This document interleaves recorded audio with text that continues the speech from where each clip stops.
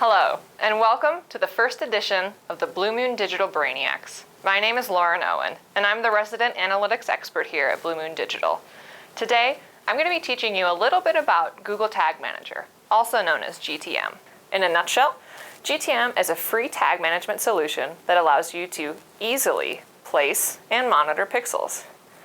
So easy, in fact, that it's actually kind of painful to think about what life was like before GTM.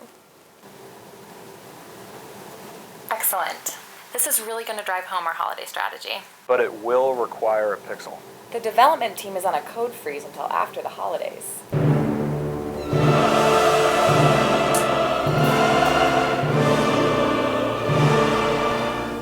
Google Tag Manager allows you to easily deploy and monitor multiple tags from one central location. Tags, sometimes referred to as a pixel or a beacon, are the means by which data is collected on a website.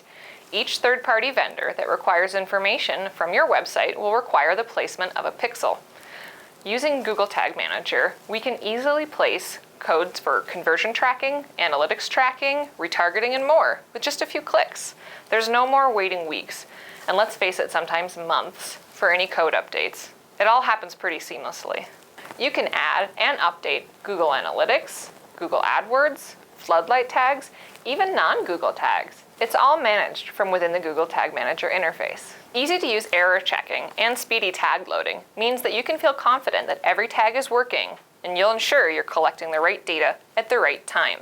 Here's how it works. First, you'll need to create a Google Tag Manager account so that you can collect the Google container code.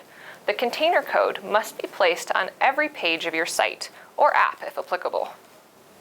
I like to picture the GTM container code like a little box.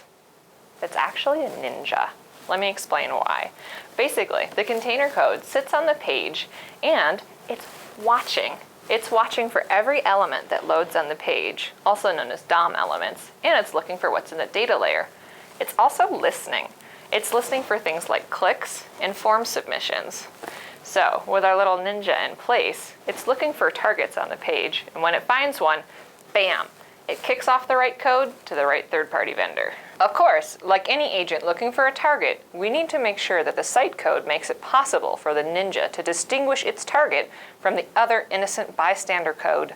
So, we verify if any element labeling is present on site and make any appropriate recommendations as needed.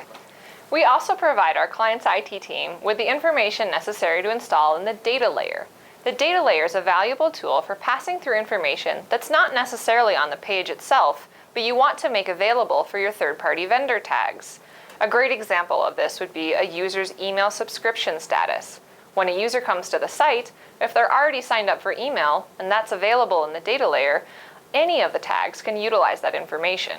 In this case, a great example would be sending that to your display vendor so that they can show different creative to those users who have signed up for email versus those who haven't.